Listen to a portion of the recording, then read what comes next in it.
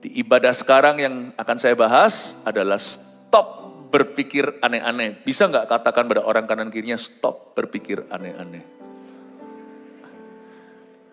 Luar biasa budaya lagu, musical culture dari Indonesia Timur ajari kita, kalau lagi sedih, stres, bahkan depresi, jangan bunuh diri, tapi nyanyi. Bukan hanya nyanyi dari mulut, lidah, bibir, tapi khususnya di dalam hati. Tuhan ajari kita pentingnya pikiran yang benar. Segala sesuatu yang muncul dari hati orang, itu yang menajiskannya. Bukan apa yang dia makan, lalu esok hari kejamban. Tuhan berkata, itu tidak menajiskan. Tapi apa yang keluar dari pikiran orang, pembunuhan, pertikaian, perjinahan, itu yang harus diwaspadai. Do you know that your thought matters? Bahwa pikiran kita, dunia pikiran itu sangat menentukan. Sehari-hari medan perang kita itu pikiran. Sebab seringkali apa yang terjadi di dalam sana, cepat lambat akan termanifestasikan. Pasti akan keluar dalam tindakan perbuatan minimal perkataan. Makanya itu kita perlu memelihara pikiran kita. Tuhan Yesus sudah menebus kita di kayu salibnya. Kita sudah lahir baru oleh rohnya. Roh kita yang mati dulu sudah dihidupkan. Sekarang hiduplah oleh roh. Dan biarkan roh itu, roh kudus di dalam dirimu, yang akan mempengaruhi, yang akan memimpin pikiran kita. Thought life, itu penting sekali. Bahkan dosa itu bermula dari sana. Sin begins in our thought, you know. Dosa tidak bermula dari tindakan atau perbuatan. Sebelum seseorang membunuh orang lain, misalnya cerita-cerita kasus pembunuhan, itu biasanya dia sudah terjadi pembunuhan di dalam benak pikiran. Dia sudah bayangkan orang itu, pikirannya penuh kebencian. Sudah ada yang namanya skenario-skenario yang dia renungkan. Bahkan tidak sedikit orang-orang yang sakit jiwa mengaku bahwa mereka dengar suara, bunuh. Makanya pembunuhan berantai itu kan begitu ceritanya. Segala sesuatu itu mulai dari dalam sini. Jangan izinkan roh jahat merajalela, sebab sekarang mereka sudah bukan rajamu. Rajamu Yesus Kristus. Pikiran kita itu penting sekali. Roh kita sudah ditebus. Pikiran kita masih membumi. Makanya kita harus undang Tuhan. Pembaharuan akal budi, itu harus terjadi. Kalau kita nggak menang di sini, nggak menang di sana. Makanya itu Paulus ajari kita sebuah patron berpikir cara Kristiani. Kita lihat sama-sama satu ayat saja. Filipi pasal 4 ayat 8. Saya bacakan. Jadi akhirnya saudara-saudara semua yang benar, semua yang mulia, semua yang adil, semua yang suci, semua yang manis, semua yang sedap didengar, semua yang disebut kebajikan dan patut dipuji, pikirkanlah semuanya itu. Mari kita baca bersama-sama ya dalam hitungan ketiga. Toh satu ayat saja. 1, 2, 3. Jadi akhirnya saudara-saudara, semua yang benar, semua yang mulia, semua yang adil, semua yang suci, semua yang manis, semua yang sedap didengar, semua yang disebut kebajikan dan patut dipuji, pikirkanlah semuanya itu.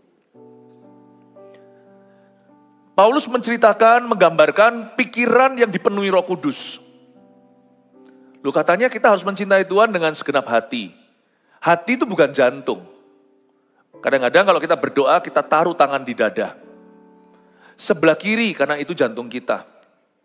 Tahukah bahwa hati itu bukan hanya di dada kita sini atau perasaan kita. Pikiran kita adalah bagian dari hati. Makanya hati-hati apa yang kau pikirkan. Ya, karena our thought life is part of our heart. Misalnya kalau hati kita dipenuhi dengan kebencian, nggak mungkin nggak, hatinya pasti membenci. Pikirannya kalau dipenuhi dengan hawa nafsu, hatinya pasti kudu mau selingkuh. Nggak bisa nggak? Let me tell you that your heart and your head, bahwa hati dan pikiranmu itu tak terpisahkan. Pikiran Anda itu bagian dari hati Anda. Bagaimana kita menjaga pikiran kita? juga salah satu cara kita mengasihi Tuhan dengan segenap hati kita. Karena itu surrender your heart. Serahkan hatimu kepada Kristus. Serahkan lagi. Serahkan setiap waktu. Kalau memang harus perang, peranglah. Karena sampai kapanpun, selama manusia hidup, selama kita masih hidup di bawah kolong langit atau di bawah sorga, akan ada peperangan rohani terjadi. Pikiran yang salah harus kita lawan. Ini bukan pikiran positif loh ya, bukan pakai pikiran positif untuk melawannya, tapi pakai pikiran Kristus yaitu firman. Selama kita hidup, ini tetap ada menjadi medan peperangan aktif. Sampai kapanpun juga, bahkan seorang hamba Tuhan pun kalau tidak jaga pikiran bisa jatuh. Orang baik dan benar pun bisa salah. Berarti tidak ada cuti, tidak ada liburan yang namanya jaga pikiran. Malah justru kalau kita lagi liburan, musim liburan anak-anak sekolah, jalan-jalan kemana, jaga pikiran. Biasanya di situ kita lengah. Makanya itu Tuhan mengajarkan kepada Yosua di perjanjian lama. Dia berkata, kamu harus renungkan firman itu. Kemanapun kamu pergi supaya beruntung, jangan melenceng ke kiri atau ke kanan. Bahkan pemazmur berkata di Mazmur pertama, yang merenungkan firman Tuhan itu siang dan malam. Apapun yang diperbuatnya pasti akan berhasil. Kalau kita nggak jaga pikiran kita, segala sesuatu bisa runtuh loh. In order supaya kita bisa membangun hubungan yang sehat, bukan hanya dengan Tuhan, tetapi dengan orang-orang yang ada di hidup kita, pikiran kita harus benar. Sulit sekali membangun hubungan yang benar kalau pikirannya nggak benar.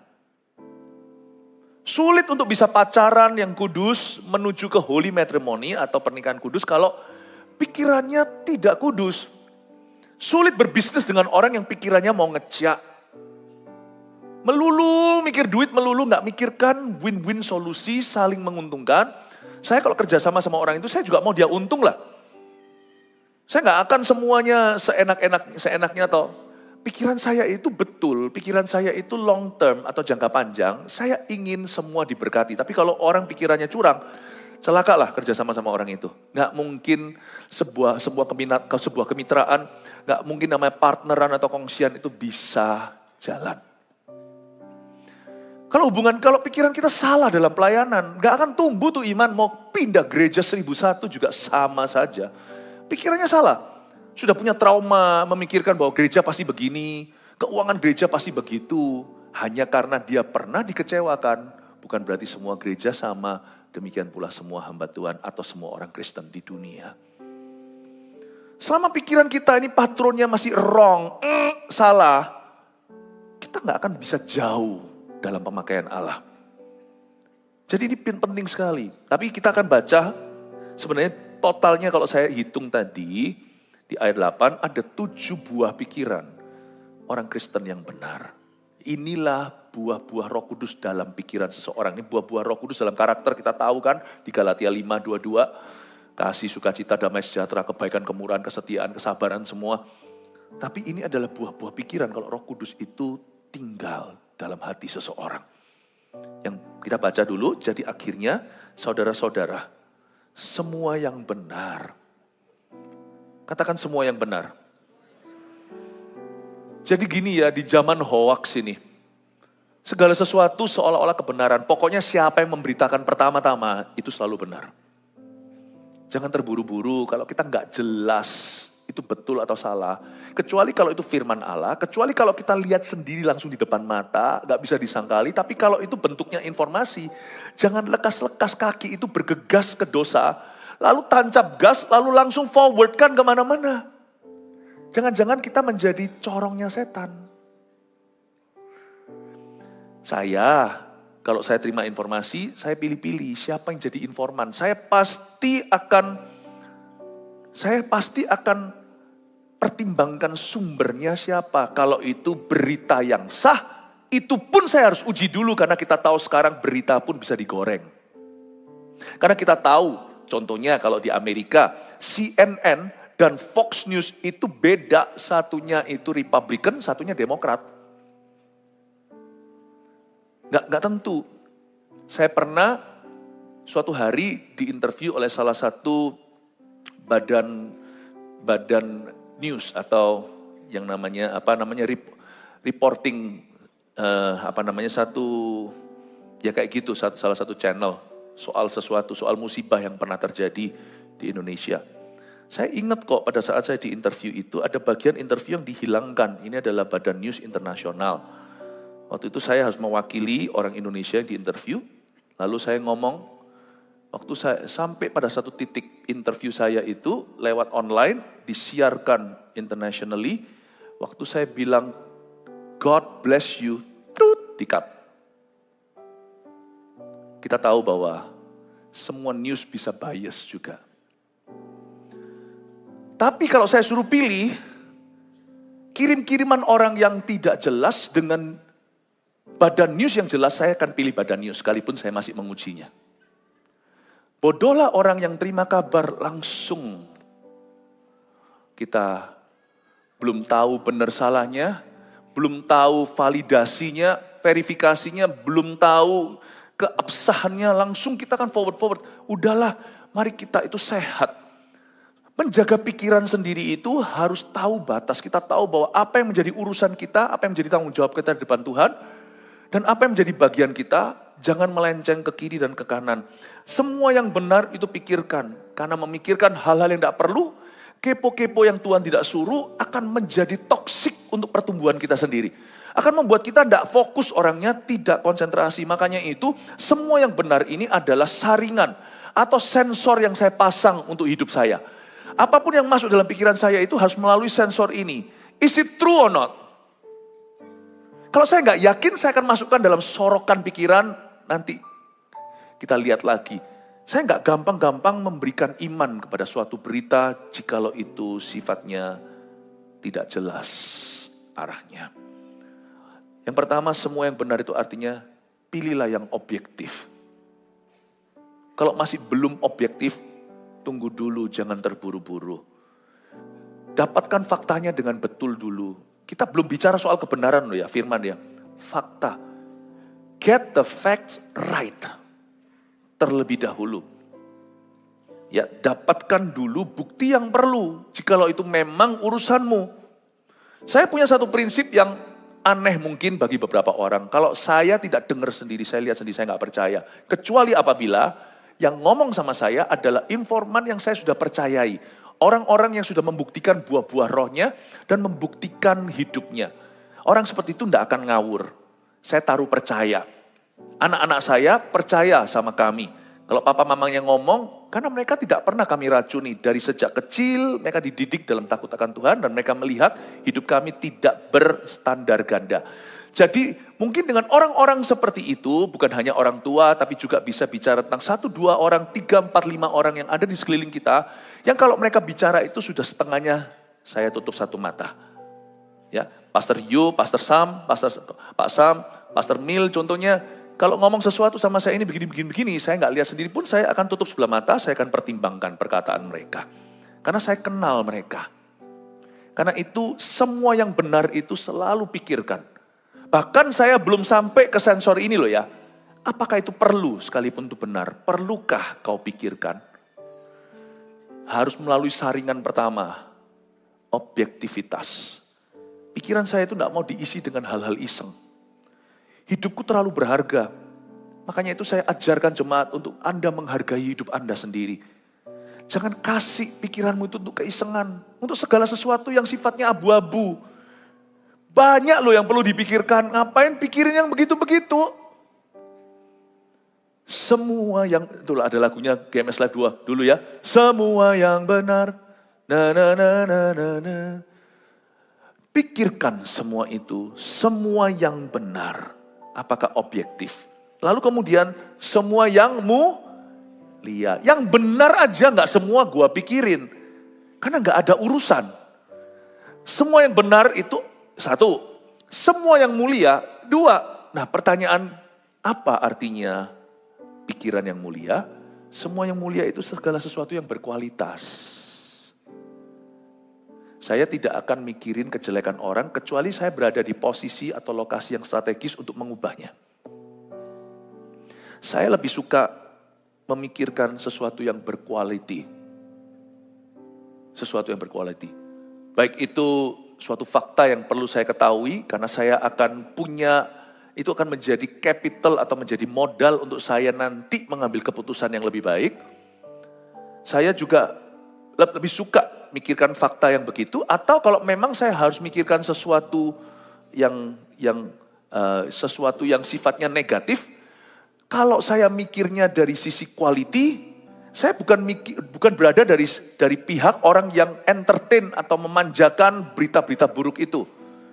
Saya akan menaruh diri saya sebagai bagian daripada solusi cerita, bukan jadi menambah permasalahan. Kualitas itu adalah pilihan. What you do with the news you receive. Pikiran kita itu selalu fungsional, tidak ada keisengan di dalamnya. Apakah yang kupikirkan ini berkualitas atau tidak? Misalnya bukan soal kebenaran firman, tapi bicara tentang kebenaran fakta. Ada 1001 fakta, mungkin 101 itu ada di dalam jurisdiksi atau wewenang saya. Saya akan pikirkan satu-satu itu dengan pikiran yang mulia. Kualitas apakah yang kau pikirkan itu berbobot tidak? Lalu bertujuan apa? Kita semua harus purpose driven, harus didorong dengan nafas tujuan. Hidup itu singkat, kita tidak bisa tahu segala sesuatu. Ketika seorang manusia ingin tahu segala sesuatu, disitulah puncak masalah atau permulaan problema. Ketika mereka memetik dari pohon pengetahuan, yang baik dan yang buruk, ketika manusia ingin menyelidiki Tuhan, dan itu dihasut setan, Hawa berkata, diberitahukan, bukankah Tuhan berkata begini? Enggak lah, Tuhan kali kepingin kamu tidak happy, ambil freedom atau kemerdekaanmu. Sebab Tuhan tahu detik kau makan buah ini, bukan kamu mati, kamu tahu segala sesuatu. Manusia sok tahu, dimakanlah, malah justru menyadari ketelanjangannya dan jatuh dalam dosa. Ketika kita mencoba untuk tahu segala sesuatu, di situ mungkin kita jadi punya masalah. Kenapa? Masalah yang tidak perlu. Padahal hidup ini sudah banyak permasalahan. Ya. Dan kita tahu kalau kita tahu bahwa kita itu hidupnya pendek, singkat saja. Janganlah kita itu penasaran untuk hal-hal yang tidak perlu. Tapi kadang-kadang pemikiran yang mulia itu juga muncul sebagai strategi. Saya tahu problemanya, saya sudah assess problema itu, saya sudah survei, ya, the who siapa, the what apa, why-nya biasanya saya tidak akan ngerti mengapa. Saya lebih cenderung tertarik dengan the how atau bagaimana, who siapa, what apa, lalu where di mana. Saya dapatkan informasinya secukupnya. Dan pikiran yang mulia itu selalu akan memikirkan strategi bagaimana melaksanakan kehendak Tuhan dalam situasi dan kondisi itu. Semua yang benar itu bicara tentang fakta, semua yang mulia bicara tentang strateginya. Dari hati yang mulia, keluar perkara mulia. Dari hati yang dihuni Roh Kudus, akan muncul perkara-perkara baik dari sanubarinya. Tidak mungkin air asin keluar dari sumber air tawar. Demikian pula sebaliknya. Pohon anggur tidak akan mengeluarkan semak belukar. Semak tidak akan tiba-tiba muncul anggurnya atau buah arah. Saya menekankan sesuatu di sini bahwa kalau kita jaga hati dengan segala waspada, kita hanya tertarik sama perkara-perkara mulia. Saya nggak suka lalat. Mau tahu kenapa?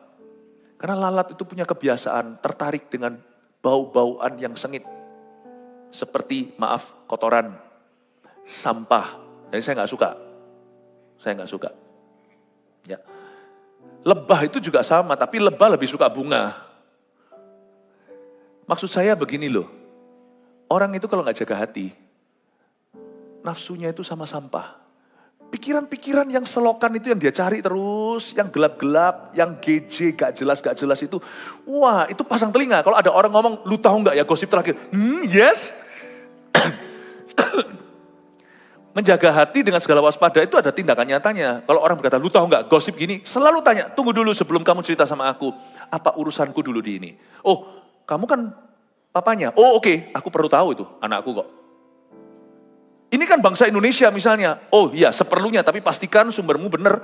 Oke, kita harus berdoa. Dan kalau saya berada di posisi secara profesi untuk melakukan sesuatu, saya pasti akan melakukannya. Sedikit ketimuran nih, pasti. Saya kalau mau diajak ngomong seseorang yang, saya selalu tanya dulu, tunggu, apakah aku perlu tahu? Saya tidak mau import sesuatu di sini. Karena tahu nggak, fruit of the thought always begins with food you allow into your thought. Buah dari pikiranmu itu selalu bermula dari makanan yang kau izinkan masuk dalam pikiran. Input mempengaruhi output.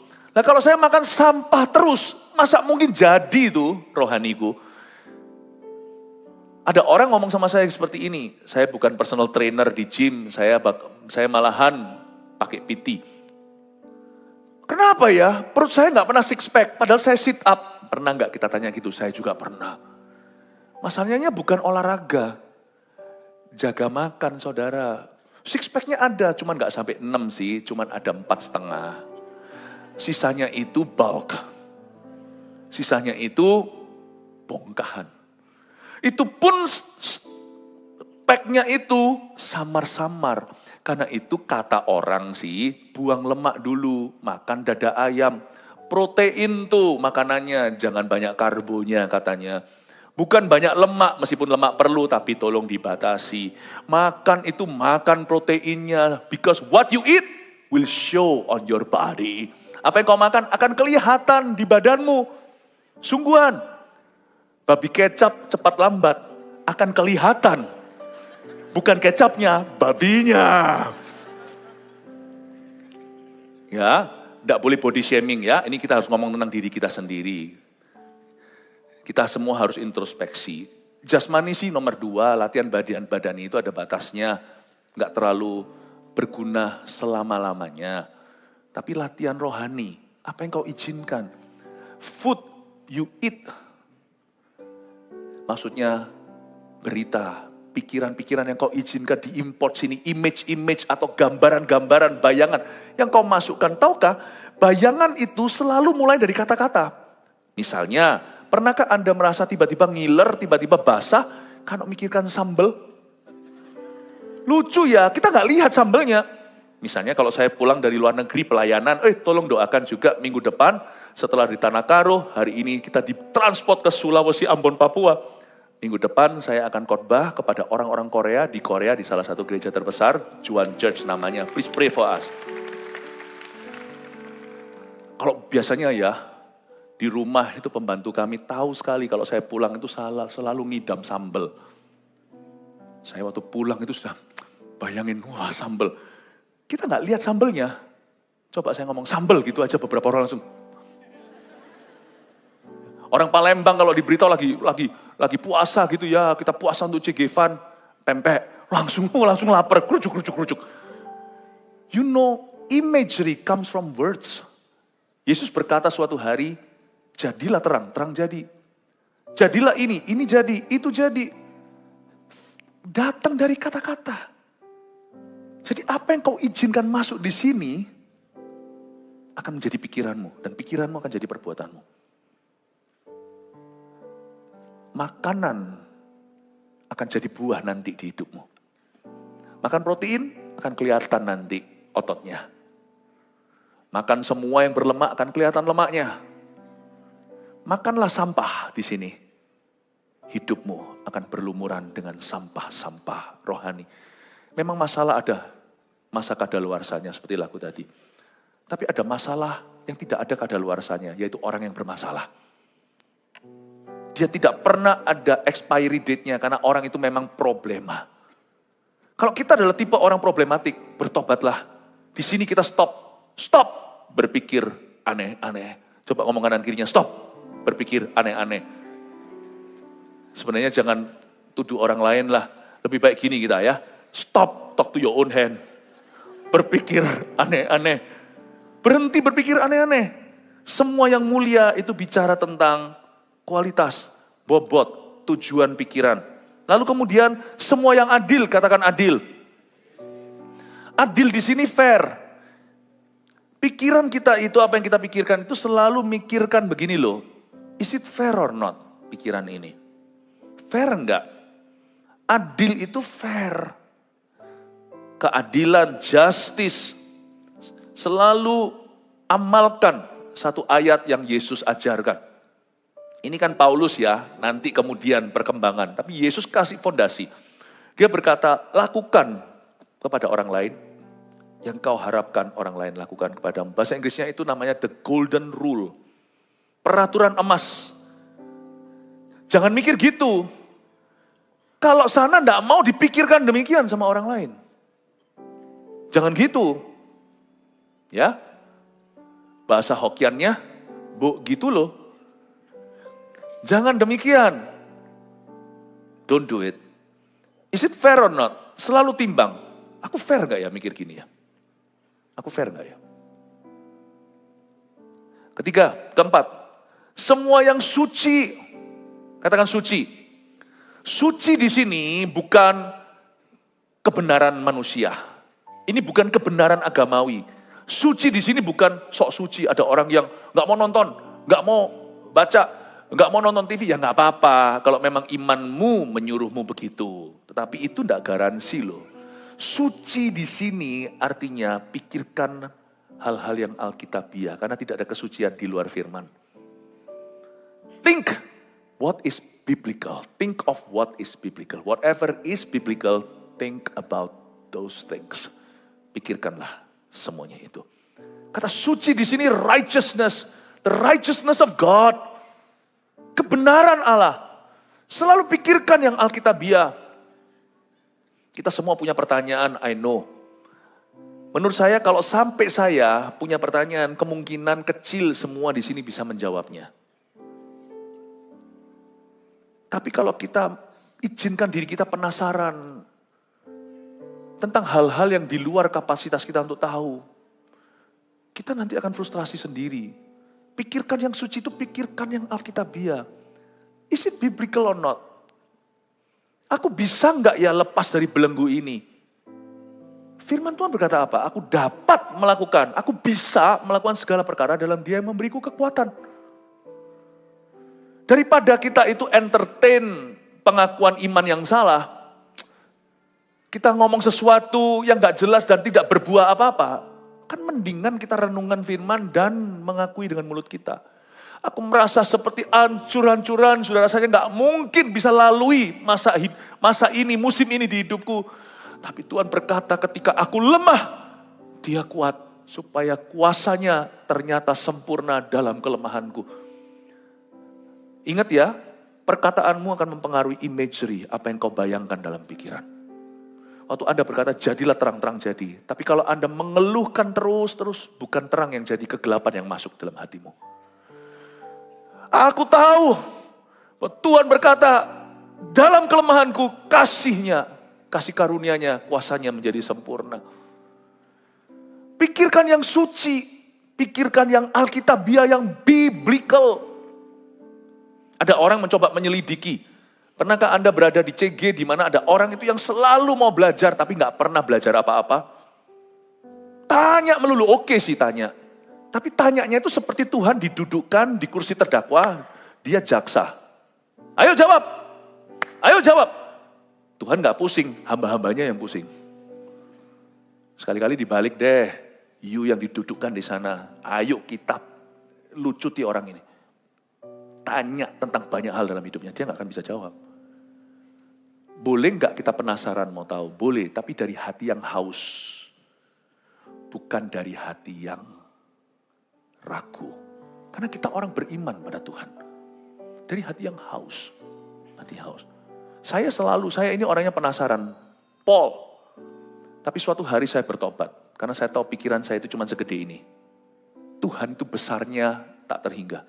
Jadi saya berkata, mulai hari ini, rasa penasaranku akan aku giring. Dimulai dari hal-hal yang berkenaan dengan hidup saya, hal-hal yang memang merupakan tanggung jawab saya dan pertanggungan jawab saya kepada Tuhan. Dari hal-hal itu aku akan bertumbuh dan bertanya.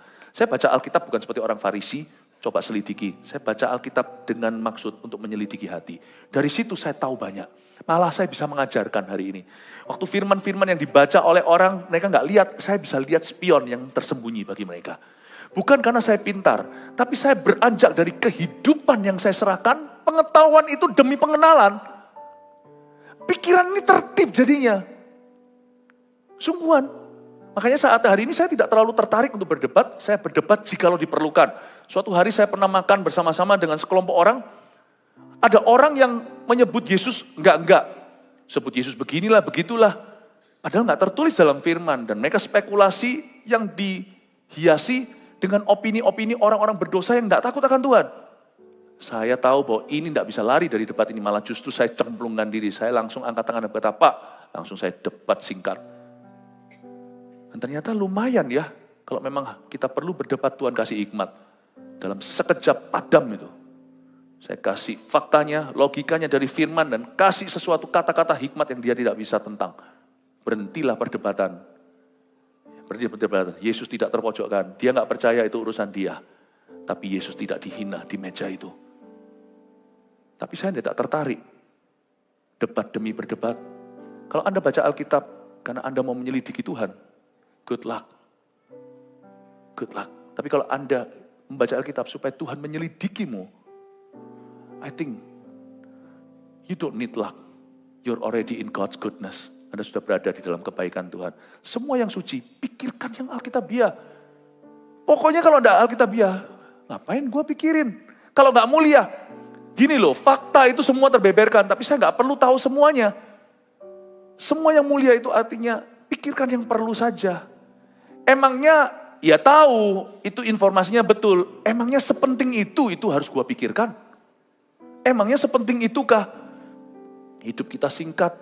Kalau byte kita, kalau memori kita sudah diambil untuk perkara-perkara yang nggak perlu. Nanti kalau Tuhan memerlukan byte-nya, megabyte atau apa namanya, lebih besar lagi, kita sudah kehabisan memori. Sedangkan Tuhan mau bekerja sesuatu yang mata kita tidak pernah lihat, telinga belum dengar, yang belum pernah kita bayangkan. Tuhan perlu kapasitas. Tuhan perlu kapasitas pikiran dan kapasitas hati untuk melakukan sesuatu yang lebih dalam hidupmu. Tapi kalau itu sudah diisi, tidak ada tersisa lagi ruang untuk Tuhan.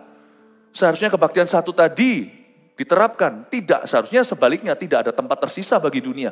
Tapi kalau kita sudah dipenuhi dengan pikiran duniawi, nggak ada tempat tersisa untuk Tuhan. Bagaimana Allah mewahyukan sesuatu? Sekalipun Allah mewahyukan itu, antenamu nggak nyala. Nggak akan nangkep FM-nya Tuhan. Lalu kita berkata, kenapa orang-orang lain disertai Tuhan, aku tidak? Pasang antena, saudara. Kenapa hidupmu kau penuhi dengan sampah pikiran. Dan Tuhan tidak bisa bicara lewat pikiranmu. Tuhan tidak bisa bicara lewat hatimu. Tuhan sayang orang yang sakit jiwa. Misalnya orang yang sampai berujung gila. Saya pernah melayani beberapa orang di antara mereka. Percuma Anda mau ngomong firman sama mereka. Anda harus doakan untuk mujizat supaya mereka waras, ya kan? Itu untuk orang yang sudah betul-betul gila ya. Ini bukan orang yang tertekan, orang yang stres, bukan ya. Untuk orang yang sungguh-sungguh gak waras. Sudah ngomong sendiri, sudah telanjang bulat. Percuma, you mau ngomong apapun rencana Tuhan, dia sudah gak punya kapasitas. Pikirannya sudah milik setan, hatinya juga. Kita harus doakan supaya Tuhan memberi mujizat, yaitu buat dia waras. Makanya Yesus tidak ajak dialog, orang yang kesurupan, di Gerasa itu. Tuhan usir dulu legion dari situ. Setelah pakai pakaian, baru Tuhan beritahukan, inilah rencanaku. Kamu pulang, kamu jangan ikuti aku seperti para rasul ini. Kamu kembali ke Decapolis, the 10 cities atau 10 kota itu, beritakan bahwa Tuhan baik. Go back, kembali ke profesimu sebelum kamu sakit jiwa. Go back to that. Aku akan menunjukkan pada dunia bahwa aku bisa memulihkan orang yang paling ujung sana, bahkan gila. Mati pun kubangkitkan, Lazarus namanya. You see, kalau hatimu sudah dikuasai dan lama-lama pikiranmu juga sudah kau serahkan. Perangnya kan tarik tambang. Waktu belum diserahkan penuh, tarik saudaraku. Sebab kalau sudah di sebelah sana, apapun rencana Allah, Anda sudah punya kapasitas untuk mengalaminya. Ini loh medannya. Semua yang suci, lalu semua yang manis. Katakan semua yang manis. Semua yang manis itu berbicara tentang apa? Semua yang manis itu berbicara tentang segala sesuatu yang membangun. Orang-orang bilang gini sih, apa yang manis itu adalah apa yang sejuk di dada. Adem ya. Ada orang berkata adem ya. Adem ya kalau dengerin si A bicara. Adem ya kalau berada di keluarga itu. Adem ya, adem. Manis ini bukan berarti cuman yang manis-manis doang. Enggak loh ya, kadang-kadang kita perlu menegur. Menegur itu juga tugas yang mulia. Mengoreksi. Kita juga perlu lakukan itu. Jadi bukan cuman hanya yang baik-baik saja, yang manis-manis doang. Kadang-kadang perlu namanya pahit manis. Kadang-kadang perlu itu. Tetapi kalau kita memang harus mengoreksi, kita harus menegur, kita lakukan itu dengan kasih. Manis itu attitude-nya, sikap hatinya. Segala sesuatu yang adem, pikirkan semua itu. Semua yang sedap didengar, coba lihat tadi. Semua yang disebut kebajikan dan patut dipuji, pikirkanlah semuanya itu. Saya kasih yang berikut ini, yang terakhir, yang disebut kebajikan dan patut dipuji. Yang senang kalau mendengar orang lain diberkati. Senang mendengar orang lain ditolong. Mata jangan lihat keselokan, tapi jalan raya Tuhan. Kalau lain ditolong, saya juga terapkan sikap hati, attitude seperti itu. Yang sedap, yang manis, yang sedap didengar, disebut kebajikan dan patut dipuji itu bukannya testimonial. Bukannya kesaksian. Daripada kita dengarkan suara setan yang terus lewat-lewat di pikiran, kenapa nggak lihat aja, banyak tuh kesaksian bahkan di sosial media gereja. Ini nggak bisa dapat keturunan, Tuhan kasih. Itu sedang bergumul dalam hutang piutang, bagaimana cara dia keluar. Baca dong yang perlu. Baca yang perlu. Tidak semua yang viral itu membangun, meskipun ada yang membangun di antara hal-hal yang viral. Uji dengan kebenaran. Tapi Anda harus cari source atau sumber-sumber yang bagus. Anda harus cari sumber-sumber yang adem. Carilah sumber-sumber pikiran yang disebut kebajikan. Dan yang patut dipuji atau yang memuliakan Tuhan, yang mendatangkan pujian. Itu kan bicara tentang kesaksian. Orang ini stres, gimana dia keluar? Cari tahu dong. Isi penuh dengan itu. Isi penuh dengan itu. Pasti ngaruh. Pasti berpengaruh. Ingat, input mempengaruhi output. Ya. Anda kalau lihat ada anak kecil yang suka itu mungkin tontonannya. Anda jangan hanya tegur anaknya, coba cari sumbernya, dari mana dia ya kan? Atau kekerasan dalam rumah tangga, wah lebih parah. Segala sesuatu yang masuk pasti pengaruh keluar.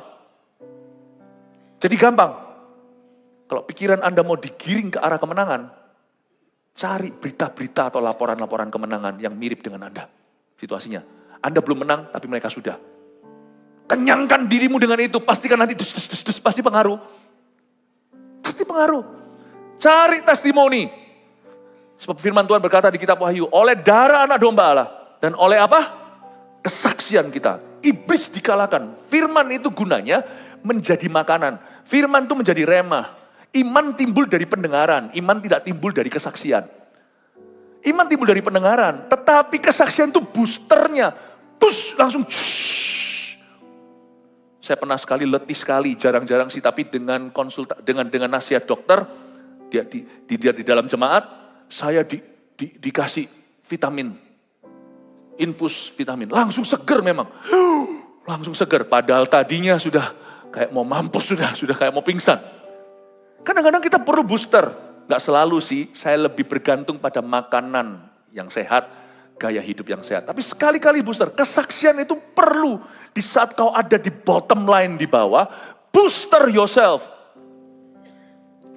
Semua yang sedap didengar, disebut kebajikan dan patut dipuji. Kalau enggak, nanti yang lebih keras adalah suara pikiranmu yang salah.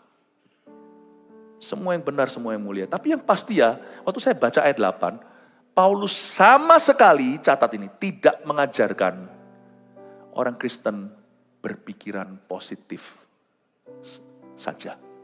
Loh, berarti apa Pastor Philip? Kita berpikiran negatif? Ya enggak. Tapi enggak pernah firman Tuhan itu mengajarkan berpikirlah positif. Hati-hati, hari ini beredar pengajaran di gereja-gereja khususnya di sebelah barat dunia. Banyak sekali gereja-gereja yang cuma menawarkan pikiran positif. Kita jangan terpancing ke sana. Gereja ini harus selalu mengajarkan, meneladankan, mempraktekkan, mendemonstrasikan pikiran yang lebih tinggi. Di mana Kristus ada, Kolose katakan, think about those things that are higher. Bukan pikiran positif saja, tapi mengimpor pikiran Kristus secara sengaja. Pikiran Kristus kadang-kadang tidak masuk akal. Berbahagialah orang yang miskin di hadapan Allah. Itu bukan pikiran positif. Orang dunia bilang kita gila. Berbahagialah orang yang lemah lembut. Mereka akan memiliki bumi. Di kitab Perjanjian Lama, orang yang lemah lembut bisa menguasai kota lebih daripada para pahlawan yang gagah perkasa. Itu bukan pikiran positif. Itu pikiran mujizat.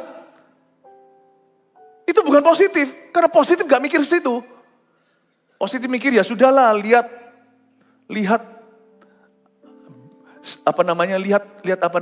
sisi baiknya. Kamu ditampar pipi kiri, kasih pipi kanan. Kalau Tuhan suruh kasih, aku tahu berkatku datang dari Tuhan. Dia jadi pembenci, aku pemberi. Buktinya dia penampar, dia tampar pipi kiri. Pipi kananku, sorry. Aku pemberi pipi kiri. Lu mau jadi pembenci, jadi hater, itu urusan lu. Aku akan selalu jadi lover. Aku akan selalu jadi fighter. Aku akan selalu berjuang untuk kebenaran di dalam jiwaku. Apa yang bisa kutawarkan pada orang-orang yang kukasih? Kalau aku sendiri dalam diriku tidak bersih. Kalau aku bersih, aku bisa bersihkan nanti. Tuhan akan pakai aku menjadi kesaksian. Bapak, Ibu, Saudara, pikiranmu itu bukan pikiran positif. Itu firman yang jauh lebih tinggi. Pikirkanlah perkara-perkara di mana Yesus ada di samping kanan Allah Bapa. Semua yang benar, semua yang mulia, semua yang adil, semua yang suci, semua yang manis, semua yang sedap didengar, adem di dada, semua yang disebut kebajikan dan patut dipuji, pikirkanlah semuanya itu. Coba lihat kanan kirinya sekarang, katakan stop berpikir aneh-aneh. Haleluya, kasih tepuk tangan.